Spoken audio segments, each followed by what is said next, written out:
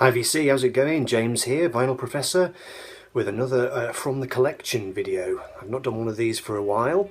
I've already done two. I've done blues, soul, and today we're going to be doing favourite compilations. These are in no particular order. You can't do without a bit of Pink Floyd and Relics. This is my copy from back in the day. You'll see here that I've coloured that in, thus devaluing the record. Everybody knows this album, just a kind of fairly essential compilation of early stuff. Arnold Lane, the first single, See Emily Play, the second single, and a various collection of kind of offcuts, B-sides, early album tracks and so on, with the great drawing on the cover by the drummer Nick Mason. Wonderful. Next we have, this was a piece of VCLT which I got from Graham Watson, Grebo 69, Atlantic Soul. This is a massively important record to me. I actually had it on CD and that's where I initially heard it. It introduced me to American music. Until I heard this record I'd mainly been into just kind of British pop music and rock music and so on. This album changed everything. Made me much more aware of people like, Otis Redding and Benny King and Eddie Floyd, Sam and Dave and so on. Absolutely marvellous comp. Thank you, Graham. This is a relatively new one. I bought this last year and it's fantastic. I've seen it on the VC before. This is Back on the Road. I picked this up for the price of £3.99 and it is a absolute killer comp. It's got all these great tracks, Free, All Right Now, Jimi Hendrix, All Along the Watchtower, Jethro Tull, Living in the Past, it's got Tomorrow, My White Bicycle, all sorts. Absolutely incredible. Cream, Strange Brew, stuff that you kind of have on CD or you have it on MP3 or you have it on, you have the tracks on the original albums, but it's just great to have it in one convenient package. I'm not sure, Stylus, I'm not sure who kind of released this or why it got released in this particular track listing, but yeah, just a brilliant comp that. Love it. I love it, as they say in Yorkshire way. This is an old nostalgic favourite, Wings' Greatest. This came out in, I think, something like 1979, something like that. A great label. There's quite a funny story attached to the shooting of this album cover. Paul McCartney had this idea for an album cover. They had a figurine with the wings and they wanted to shoot it in some snow. So I think McCartney paid a photo crew to take it up to the Swiss Alps, drop it in the snow and take a photograph of it. And really, he could probably have done it in his back garden with a bit of flour or sugar or something. But a good compilation. Collects together everything from Another Day through to the stuff that was on London Town, or maybe the album before. No, the album before, I think. A childhood record. This is one that I showed a while back, and I think Stavros showed it as well. You can't go wrong with a bit of Little Richard. This is a double album. I'm not going to get it out. You need some rock and roll. Again, a bit like Wings' Greatest, this is a nostalgic comp for me. This is Kiss Killers. This is my first exposure to Kiss. Bought in, I'd say, roughly 1982. And what was good about this comp is that it didn't just showcase their kind of early rock stuff, but it also brought in some of the poppier things that they'd done quite recently on the Dynasty album.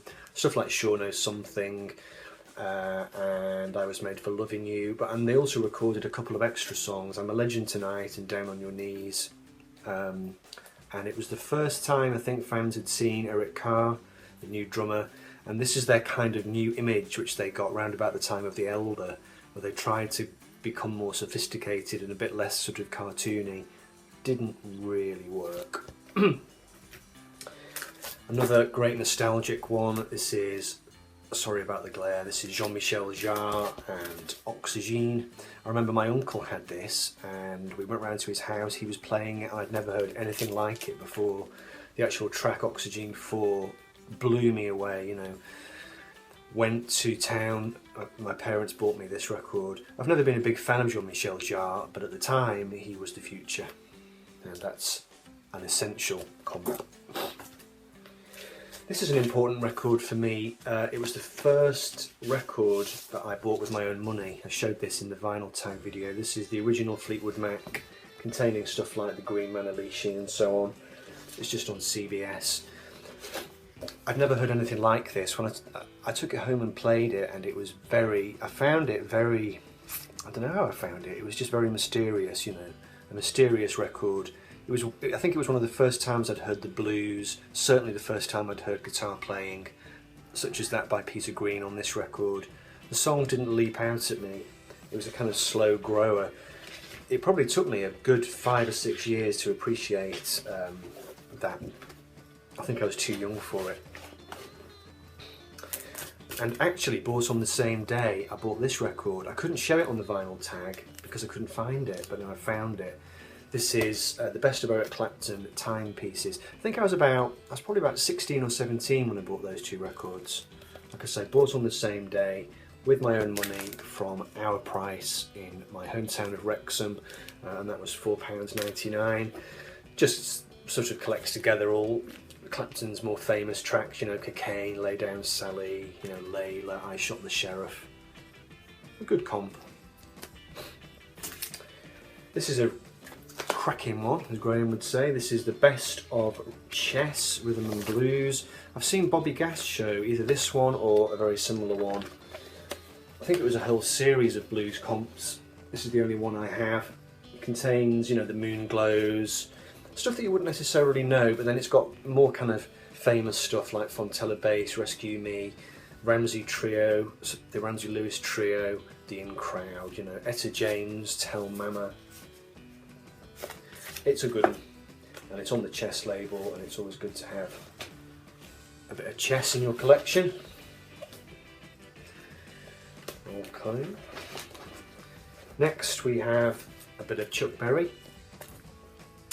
Chuck Berry's greatest hits. Obviously we lost him this year, wasn't it? 2017, so a fairly essential item in any self-respecting rock music fan's collection. Love a bit of Chuck. You can't go wrong with a bit of Beach Boys. Now Jeff Party recently made a video in which he highlighted three quite common compilation albums by the Beach Boys, and I had never seen any of them before. Maybe they're more common in the States. This is the one that you see everywhere in record shops in England. It's on Capitol, and it just contains all their hits. Just a fun comp. That was bought for the grand total of £1.99. Great cover. This is a record that I highlighted in the first instalment of my Vinyl Memories series. This is The Police, Every Breath You Take, along with Queen's Greatest, which I can't show you because it's at my parents' house and I don't have it. This might lay claim to being one of the best ever pop rock compilation albums. It's just brilliant, you know. It's quite nicely packaged as well. You have the lyrics, the album's down here, and it's got quite a nice label, this. There we go, The Police. I think this dates back to something like 1987.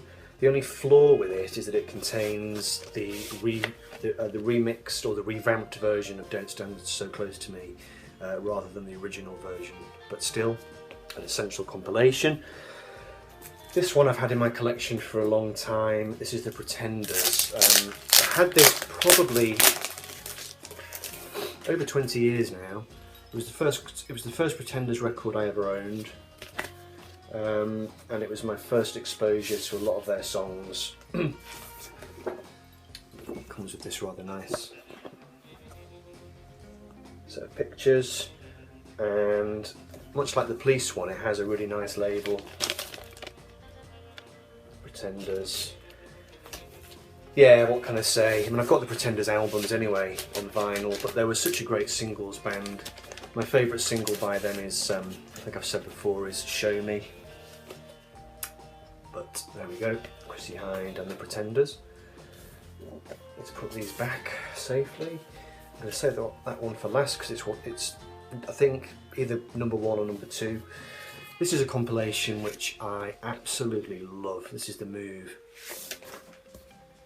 And one of the reasons I love it is that I coveted it for a long time.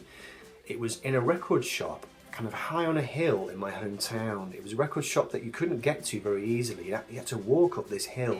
And in my lunch hour, I was at college. I was at sixth form college. You didn't have much time, so I used to sweat up there, you know, on a summer's afternoon just to look at the record. I couldn't afford to buy it, and it would be up on the wall, you know, and I'd look at it and kind of drool over it. I just love the cover. They just look so blooming cool, and the picture on the back.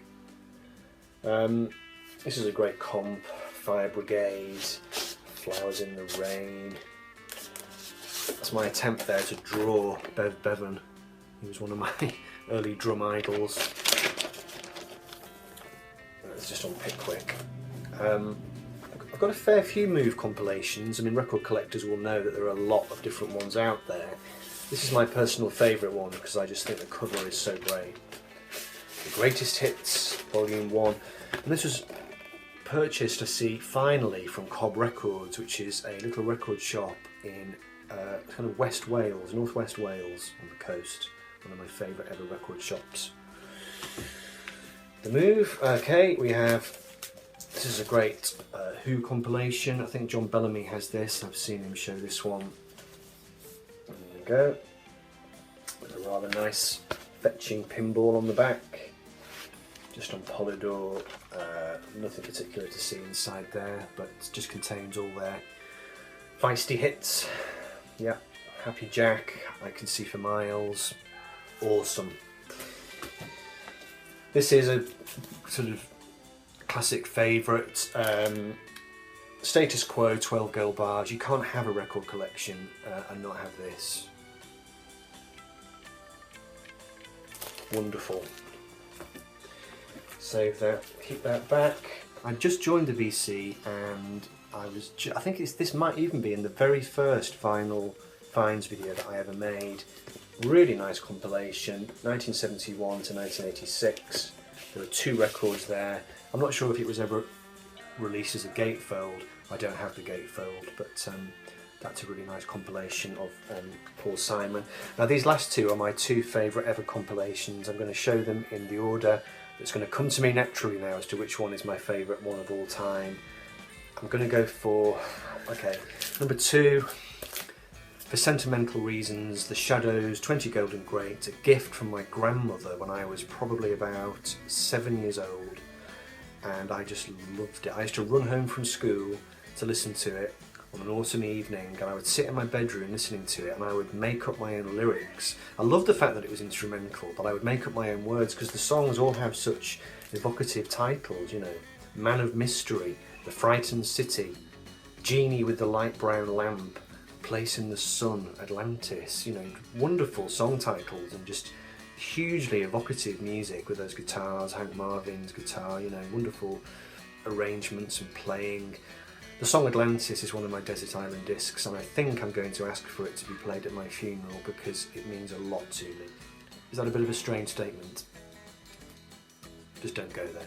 The Shadows, 20 Golden Grapes. Leaving us with the, I think, is the greatest vinyl compilation of all time, and I have shown this before. This is the Rolling Stones Hot Rocks 1964 to 1971. And it is just the most amazing greatest hits. Particularly, I think I've talked about this, side 3, which just contains track after track after track of just glorious greatness. Jumpin' Jack Flash, Street Fighting Man, Sympathy for the Devil, Honky Tonk Women, and Gimme Shelter, all on side 3. And then you turn it over and you get Midnight Rambler, You Can't Always Get What You Want, Brown Sugar, and Wild Horses. That's just on side 3 and 4. Fantastic. That is on the London label. Okay folks, I hope you enjoyed that. Bit of a trip down memory lane, some essential favourite comps. Take care. See you soon.